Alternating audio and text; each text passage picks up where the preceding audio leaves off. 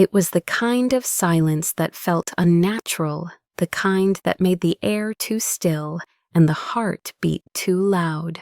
Liam Rivera stood in front of the gilded mirror inside his suite at the Rosemont Grand Hotel.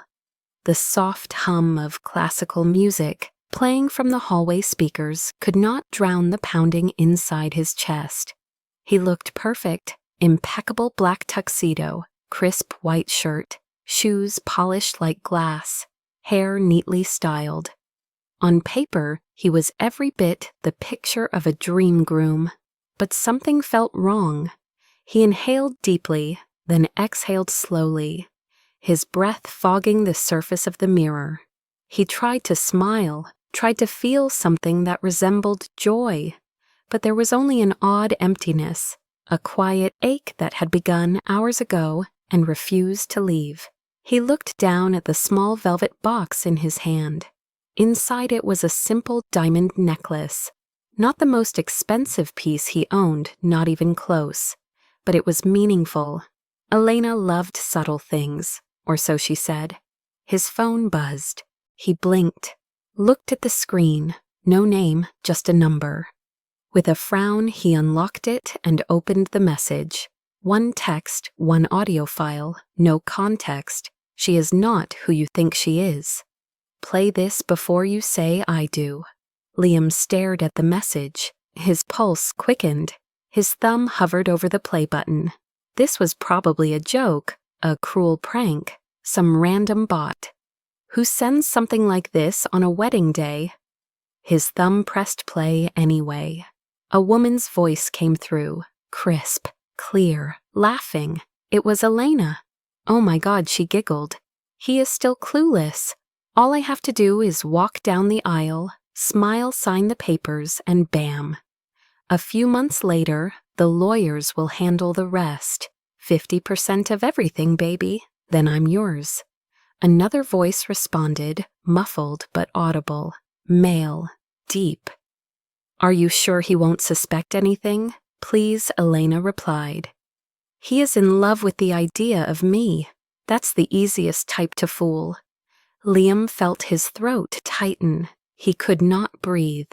The audio ended. Silence returned. But this time it screamed. He blinked, stunned phone, still in hand, heart racing.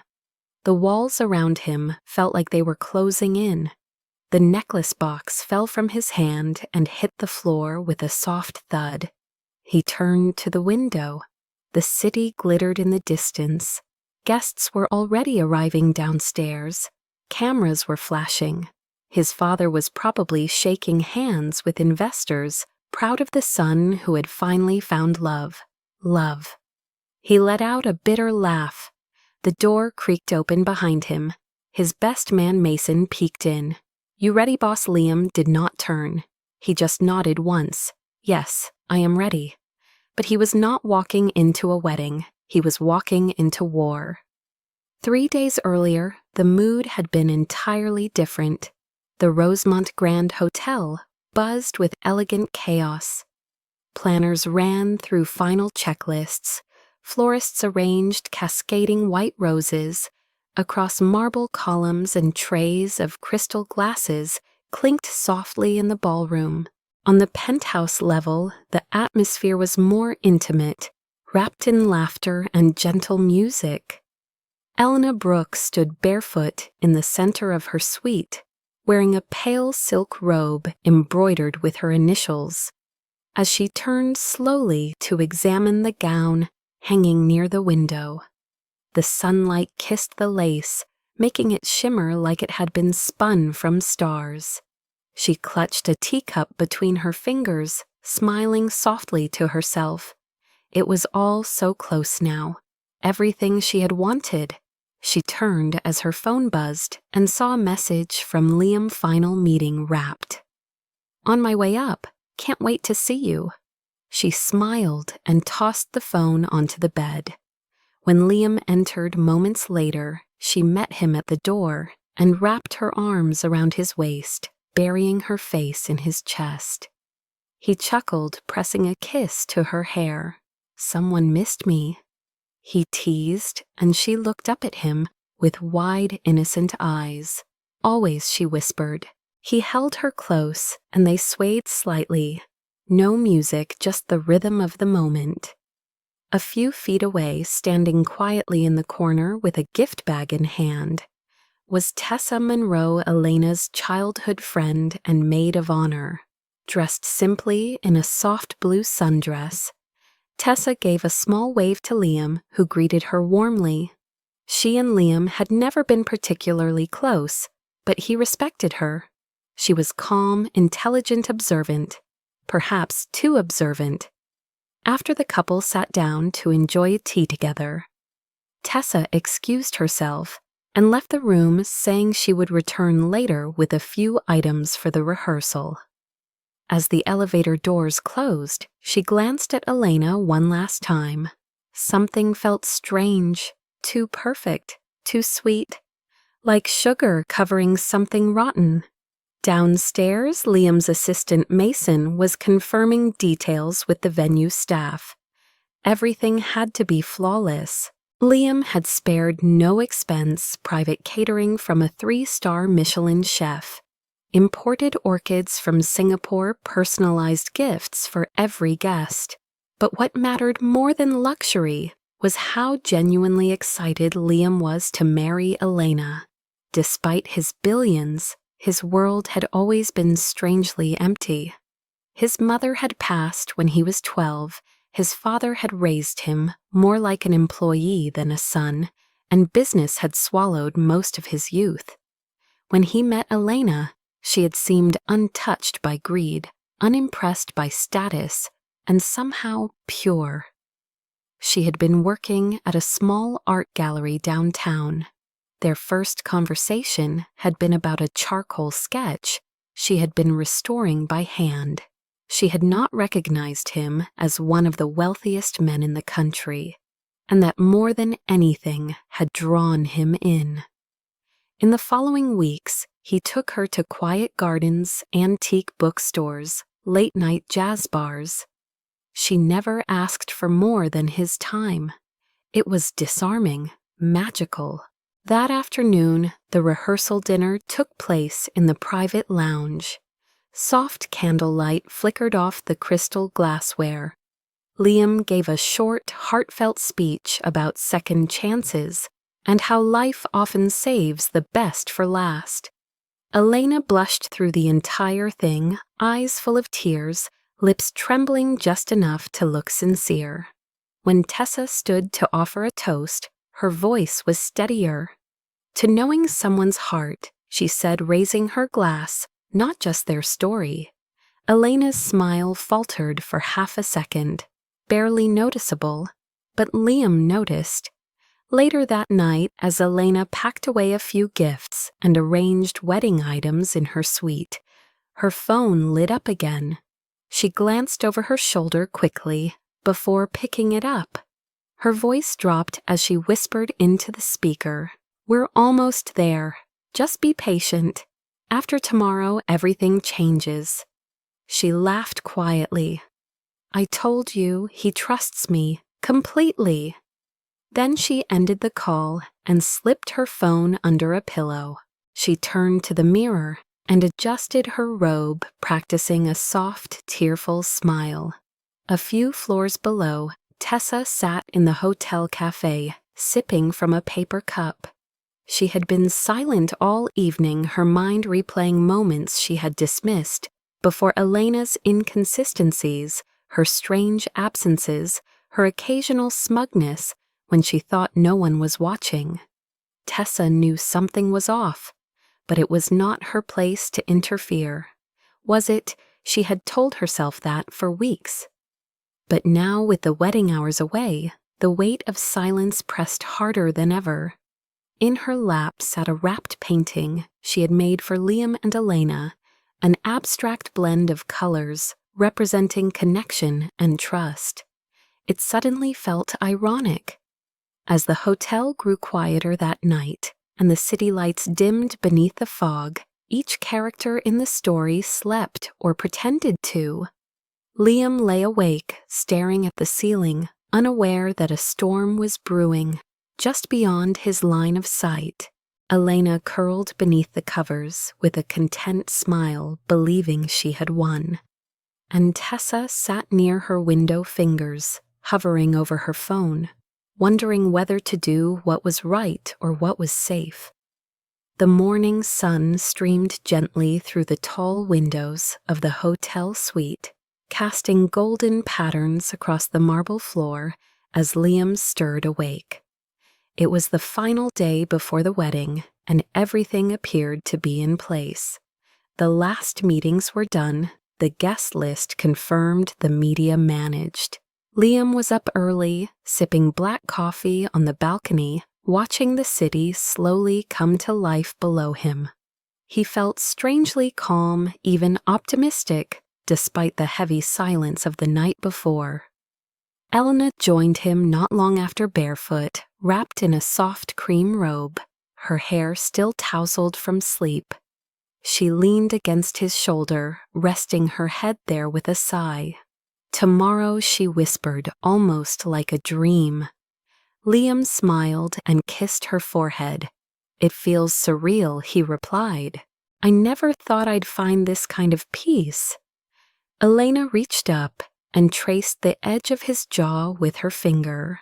"And yet, here you are," she said softly, "right where you're meant to be." They spent the morning together, doing mundane things that somehow felt sacred, folding welcome cards for the guests, checking the playlist one last time, arranging the final seating plan.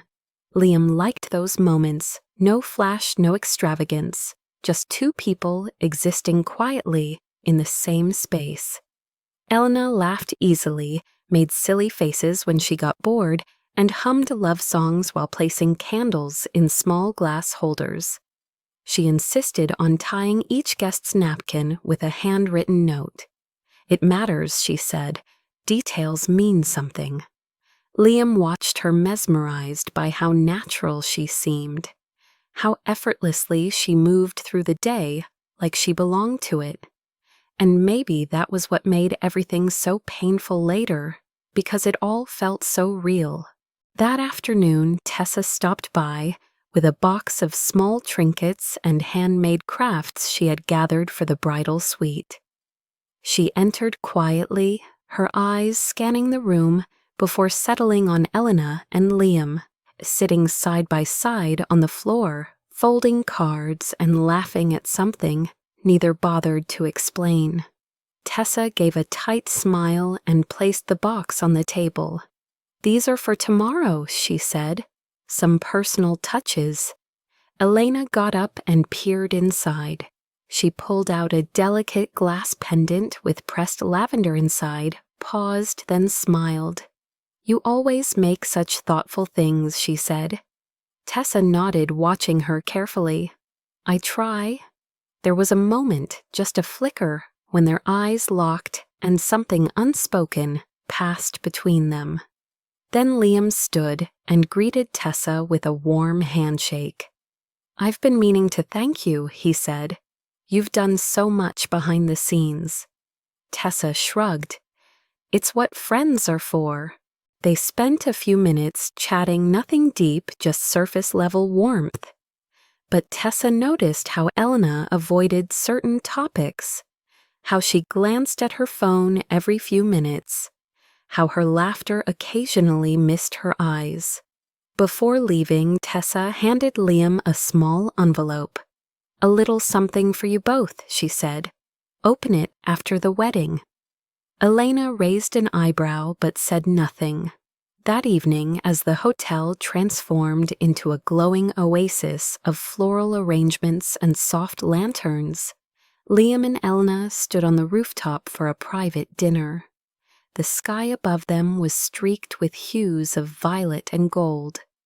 A soft breeze moved through Elena's hair as she leaned into Liam's chest. He wrapped an arm around her, and they watched the sun disappear behind the skyline. "I feel like this is the last time things will be quiet," Elena whispered. Liam turned to her. "Do you want quiet?" he asked. "Sometimes," she said, Sometimes I want a small life, just you and me. No cameras, no pressure." He smiled. "We can disappear if you ever want to. Start over in Italy, or a cabin in the woods. Just say the word." She looked up at him, eyes shimmering. "You would really do that?" "If you asked," he said, in a heartbeat. She kissed him slowly, then a kiss that was deep and lingering, and for a moment it felt like time folded in on itself. There was nothing but skin, breath, and heartbeats. After dinner, they returned to the suite, and Elena sat on the edge of the bed, removing her earrings. Liam sat beside her, watching her through the mirror. "Why me?" he asked suddenly. "You could have had anyone, someone simpler, someone without all this." Elena turned toward him, her expression soft. "You're kind," she said, "and broken in a way that mirrors my own." Her words were poetic, almost too perfect. Liam reached for her hand. "I hope I never hurt you." She shook her head. "You won't, I promise." They curled up together on the couch and listened to an old jazz playlist. He played with her fingers. She told him about a childhood memory of catching fireflies. He told her about his mother's perfume. She cried softly when he described her funeral, and he wiped her tears with the edge of his sleeve. It was beautiful, quiet, intimate. It was also built on lies. But Liam did not know that yet. He still believed in her, still thought her eyes were windows to something sacred, still thought she was the best thing that had ever happened to him. And maybe that was why what came next broke him completely. Because trust once shattered does not make a sound. It simply stops being there. The night before the wedding had always been described as magical, filled with hopeful nerves and quiet anticipation. But for Liam Rivera, it would become the moment that broke the illusion and redrew the lines of everything he thought he knew. After their rooftop dinner, Elena had kissed him good night. Just outside her suite, whispered something sweet about tomorrow being the first page of forever, then slipped inside with a final glance that lingered. Liam had stood there for a moment, longer watching the door, letting the warmth of her presence fade slowly like a song ending too soon. He turned and headed back to his own suite, where Mason was finishing up calls with the media team. Everything had been timed to perfection, down to the second. But Liam, feeling uncharacteristically restless, remembered the necklace he had planned to give Elena. He had left it on the desk in his room earlier, and now held the velvet box in his palm, staring at it as if it might tell him something he had not yet realized. Without thinking too much, he decided to surprise her just one more sweet gesture before their vows. It was nearly midnight, and the hotel hallway was quiet. The city lights outside flickered through the tall windows, and the carpeted floors muffled his footsteps. As he neared Elena's suite, he heard nothing unusual at first, but then just as he raised his hand to knock, a burst of muffled laughter slipped through the door, followed by a voice that made him freeze in place. It was Elena. He took a step back, unsure why he felt the sudden urge to hide, and leaned slightly closer to the door without touching it. Her voice was clear, happy, but not in the way she spoke with him. This was different, unfiltered. Then came another voice, a man's, not Mason, not her brother, someone else. "Are you sure he's still clueless?" the man asked. Liam's pulse started to pound. "Completely," Elena replied, laughing again. "He's obsessed with the idea of me. It's almost too easy." Liam's fingers curled around the box in his hand. His throat tightened. The man's voice dropped. "And after the wedding a few months," Elena said calmly, "maybe 4. Let him feel secure. Let him brag about his perfect wife. Then the lawyers step in and we divide the pot. Clean, legal, no mess. The man chuckled. He really thinks you love him. He thinks I'm the best thing that ever happened to him, she said. And maybe I am just not for the reasons he believes. Liam staggered slightly, heart hammering inside his chest.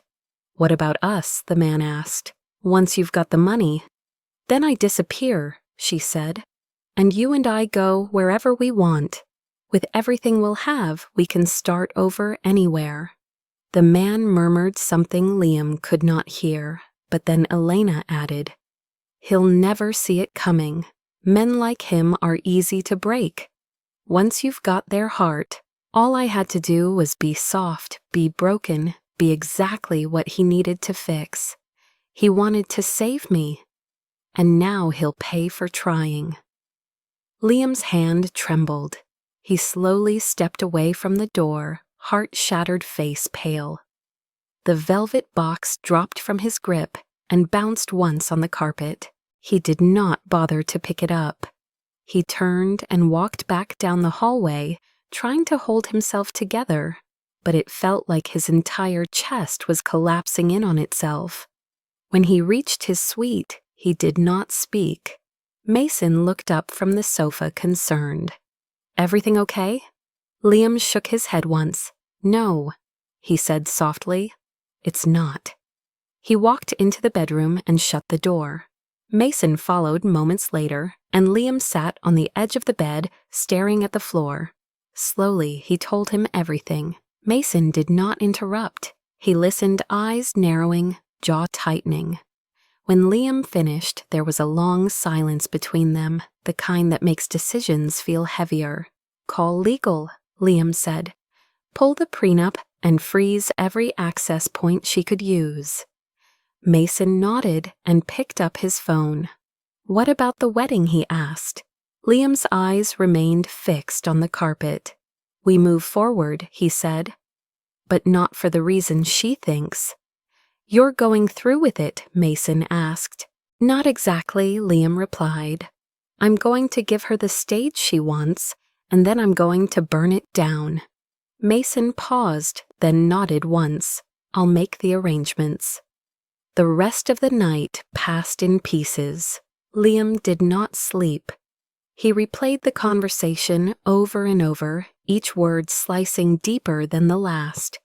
Her voice, so calm, so calculated, had not once shown a flicker of guilt. That was what killed him most, that he had loved her, truly, that she had known and had used that love as a weapon.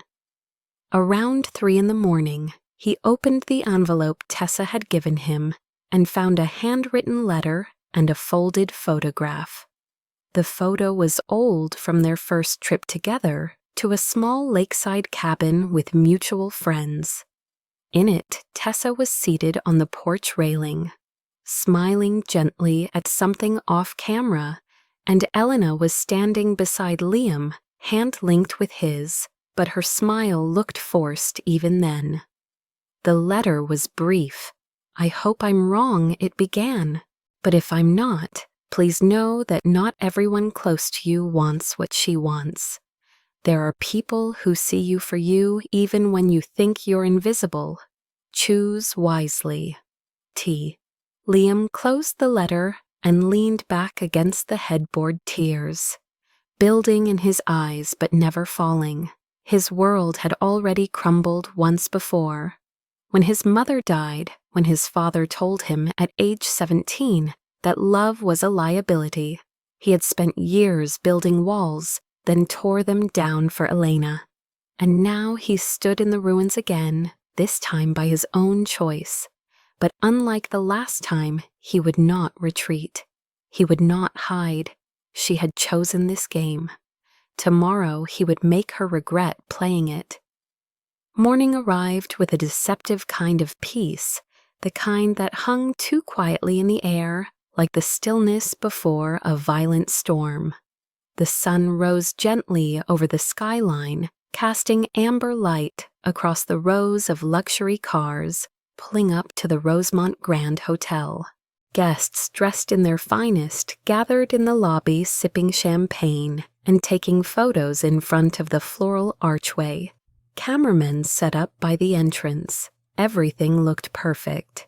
But perfection, Liam Rivera now understood, was just another mask. Upstairs, he stood in front of the mirror again. Same tuxedo, same stance. But this time his eyes looked different, hardened, steady. No longer in love, no longer fragile. Behind him, Mason adjusted his own suit and checked his watch. Media teams in place, audios prepped. Legal just sent confirmation that all financial access has been frozen. She can't touch a cent. Liam nodded. Good. He tightened the cuffs on his sleeves. No mistakes. Everything goes exactly as planned. Mason stepped closer. You sure you're ready for this? Liam met his eyes in the mirror. I've never been more ready for anything. Down the hall, Elena's suite was a flurry of activity. Makeup artists, stylists, and bridesmaids buzzed around her, adjusting her veil, perfecting her lipstick, steaming the train of her dress. She sat calmly in front of the vanity, watching herself with a serene expression, as if nothing could touch her. She looked flawless, radiant even. No one could have guessed that behind that soft smile was a blueprint for betrayal. She answered calls with sweetness, accepted compliments with grace, and thanked her bridesmaids with an innocent giggle. But when she was finally alone for a moment, she slipped her phone from beneath a bouquet and sent a quick message to the same number she had spoken with the night before. Everything's on track. See you soon. She placed the phone back without a trace of hesitation. As the ceremony hour drew near, the ballroom transformed into a fantasy. White orchids hung from crystal chandeliers. A pianist played soft melodies. The aisle sparkled with petals under golden light. Guests filled the seats, whispering about the fairy tale couple and the elegance of the day. At the altar, Liam stood silently, hands clasped behind his back, expression unreadable. When Elena appeared at the top of the aisle, the crowd turned and gasped. She looked like a vision, pure and effortless, her long veil floating behind her like a cloud. She smiled as she walked, locking eyes with Liam, who did not smile back. Tessa, standing beside the officiant, watched everything closely. She had not seen Liam that morning, but something told her he knew. She could see it in his posture, in the way he refused to blink. Elena reached the front. Liam offered his arm and she took it. They stood together before the officiant, who began his warm welcome. Today we witness the union of two souls. But before he could continue, Liam raised a hand. Before we go any further, he said calmly, I'd like to share something. A few guests chuckled lightly, assuming it was a romantic speech or surprise vow. Elena turned toward him, confused but still smiling. Liam stepped aside and motioned to the media table. One of the technicians gave a subtle nod and tapped a button. The speakers crackled softly, and then came the voice. Elena's voice, clear, cold, laughing. He's obsessed with the idea of me. It's almost too easy. The ballroom fell silent. The words echoed across the high ceilings. Gasps followed, then stunned murmurs. Elena's smile vanished. Her eyes widened in disbelief as her own voice continued, detailing her plan to marry and then divorce Liam, to take half of everything to disappear with the man she truly loved. Some guests covered their mouths. Others turned to each other horrified. A few reached for their phones. Tessa closed her eyes briefly. Elena turned back to Liam, voice shaking. What is this? Where did you get? Does it matter? He asked. It's your voice, your words. You don't understand, she stammered. It's not what it sounds like. No, Liam said. It's exactly what it sounds like. The officiant slowly stepped back. Liam reached into his pocket and pulled out a small piece of paper. This is your updated prenup, he said. As of this morning, you're entitled to exactly nothing. Elena's face drained of color. Her hands shook. You're making a mistake, she whispered. No, he replied. I made the mistake of trusting you. With that, Liam turned away from the altar and walked down the aisle alone. The crowd parted as he moved through them. Elna stood frozen at the front, tears forming in her eyes, her veil trembling in the light breeze of the open ballroom doors. The silence in the room felt heavy. Then came the whispers, the shifting feet, the glances. Her perfect plan undone in front of everyone she had tried to impress. And he did not look back. The automatic doors of the Rosemont Grand closed behind Liam with a soft hush as he stepped into the brightness of the afternoon, leaving behind a hall buzzing with shock disbelief and whispers that would ripple through headlines by nightfall. He moved steadily through the courtyard, ignoring the questions shouted by photographers, the stares from confused guests, and the pleading voice of his father calling his name from the entrance.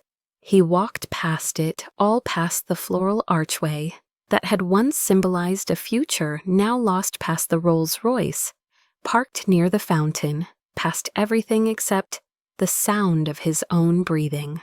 Mason caught up to him a few steps later, placing a hand on his shoulder, but not saying a word.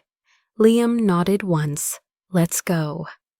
They got into the waiting SUV and drove away the hotel, shrinking in the rearview mirror like a distant echo. That night, Liam did not answer calls. He turned off his phone, left it face down on the counter, and sat in the dark of his penthouse apartment, staring out at the city that no longer felt like home.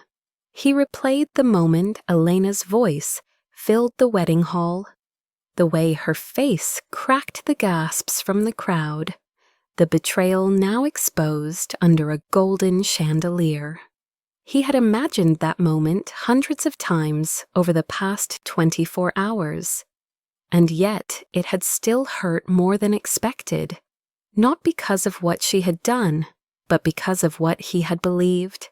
The love he thought he had, the future he imagined, the softness of her voice when she said forever, it was all a performance, and he had been the perfect audience.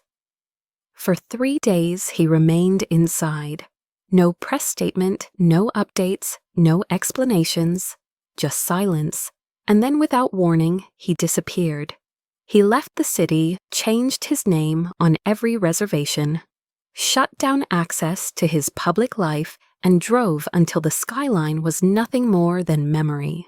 Eventually, he settled in a quiet coastal town, miles away from cameras' deadlines and curated expectations. He found a small cottage on a hill just beyond a forgotten bookstore and paid 6 months in cash. No one there knew his name, and for once, he did not correct them. He grew a beard, traded his designer suits for worn jeans and plain jackets. He spent mornings watching seagulls glide above the ocean and afternoons sitting on a park bench, feeding breadcrumbs to birds. It was the kind of life no one would imagine for someone like him, and that was precisely the point. He was no longer interested in being seen. Until the day she walked into his silence like a warm breeze. It was raining lightly when he visited the local market for coffee and bread. He had just stepped out of the shop when a woman bumped into him, juggling a bag of groceries and a dripping umbrella. "Oh, sorry," she said quickly, her voice familiar and gentle. He turned. It was Tessa. Her eyes widened when she recognized him. Liam. He hesitated for a second, then nodded. Tessa. She looked different, less polished, more grounded. She was wearing a beige sweater jeans, slightly frayed at the hem hair, tied in a loose bun, and her expression held that same quiet wisdom he remembered. They stood in the rain, unsure of what to say. She spoke first. I didn't expect to see you again, especially not here. He shrugged. I didn't expect to be here either. She smiled. Coffee. He nodded. They sat at a corner cafe, with foggy windows and chipped mugs. She told him she had moved out of the city a few months ago, needing space, needing peace. She was teaching art at a local center and freelancing when she could. He listened more than he spoke, watching how her hands moved when she talked, how she laughed without performing, how she never once was asked why he had vanished or brought up the wedding. It was as if she understood the boundaries without being told. Over the next few weeks, they began to meet more often, sometimes by accident, sometimes by quiet agreement. She invited him to a small community event where children painted on canvases beneath oak trees. He showed her how to skip stones across the water. She introduced him to her favorite used bookshop. He brought her a rare tea she once mentioned liking. There was no declaration, no spark of fireworks, just something soft growing in the spaces where silence used to live. One evening, as they sat on the hood of his old car parked near a cliff, overlooking the sea, Tessa spoke gently. You know, I used to think love had to be loud, dramatic, the kind of thing that people write poems about. But I don't think that anymore. He looked at her. What do you think now? She shrugged. I think love is quiet. It's the person who sits beside you when you're not speaking. The one who stays when everything else falls apart. He did not reply, but he reached for her hand. And for the first time in a long time, his fingers did not shake. Weeks turned into months, and the world eventually moved on from the headline of the betrayed billionaire groom. Just as Liam had hoped, the city forgot. The press found new scandals. Elena's name faded from the public's lips, replaced by newer, louder distractions. In the quiet coastal town where Liam now built his days from scratch, life unfolded with steady simplicity. He had taken a job not for the money, but for the rhythm, helping restore antique furniture at a small local shop sanding wood, by hand breathing in the scent of pine and varnish. There was something grounding about working with things that had been broken, about returning shape and purpose to something discarded. Tessa visited often, sometimes with coffee, sometimes with a new sketch she wanted his opinion on, and sometimes with nothing more than a smile and a silence that asked for nothing in return. They spoke about everything, and sometimes nothing, but there was never pressure to explain the past or define the future. It simply was. She would leave books on his doorstep with small notes tucked inside. He would surprise her with handmade frames for her artwork. They shared a quiet understanding that neither of them rushed. One rainy morning, Liam walked past a community board and saw a flyer for a new art and reading cafe that was opening in the old bakery space near the harbor. He stared at it for a long moment, then folded it and put it in his jacket. That night, over a dinner of soup and bread in her small kitchen, he placed the flyer in front of Tessa. I think we should open it together, he said. She blinked. What the cafe, he said. Books, art, tea. a place for people to find something real again. She stared at the paper, then at him. "Are you serious?" He nodded. "I've never been more." They started slowly, planning, sketching, finding used furniture, painting the walls themselves. They called it Harbor and Light, a soft place in a loud world. When it finally opened, people came in for the books, but stayed for the feeling. It smelled like cinnamon and ink, played soft music from a vintage record player, and had walls covered in local art curated by Tessa. Every Friday night, Liam hosted readings, and every Sunday morning, Tessa led art workshops for children. One evening after they had closed for the day, Liam sat across from Tessa at a corner table, the lights dim, the sign flipped to closed, and said quietly, "I used to think I had to build towers to matter, that I had to be visible, powerful, unbreakable. But I think this," he gestured around them, "this is the first real thing I've built." Tessa reached across the table and took his hand. "It matters," she said. "You matter." And that was enough. They never announced their relationship, never rushed into labels. But they moved through the world together. She kept a drawer at his cottage. He planted lavender in her window box. One morning, as the sun rose over the harbor and the first customers trickled in, Liam poured 2 cups of coffee and handed her one. She smiled at him, barefoot, messy-haired, wearing one of his old shirts. He looked at her like she was the first and last truth he had ever known. He didn't need a ceremony to prove anything, but for the first time in years, he thought about what a promise could mean when it was made without lies. Not long after, while cleaning out an old storeroom in the cafe, he found a dusty black box he had brought with him from the city and never opened since.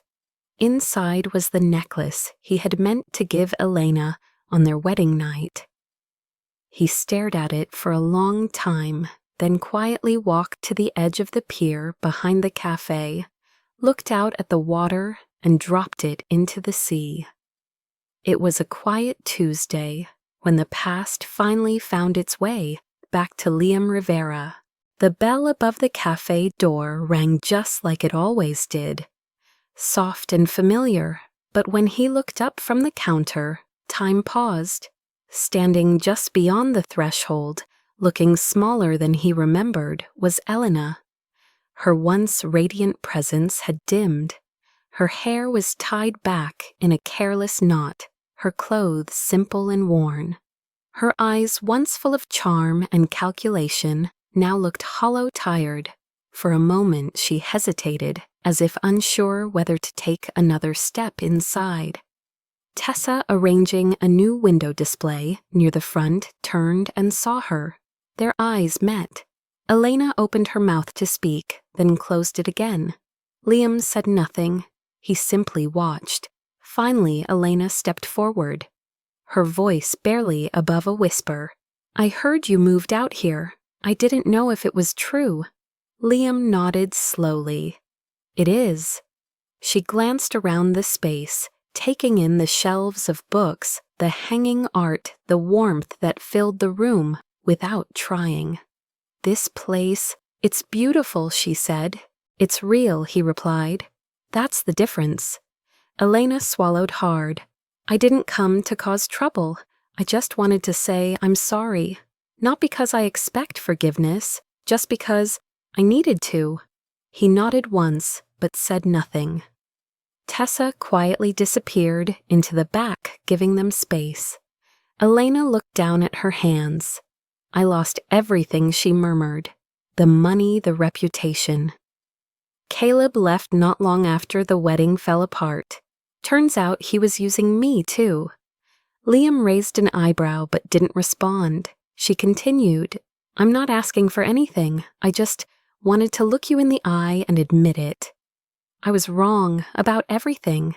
He studied her for a long moment, then spoke evenly. "I hope you find peace, not just survival, real peace."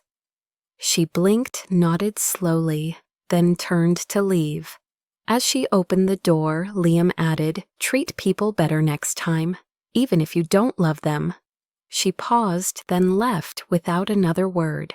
The door closed behind her, and Liam turned back to the counter. Tessa returned, carrying 2 cups of tea. "You okay?" she asked. He nodded. "More than okay."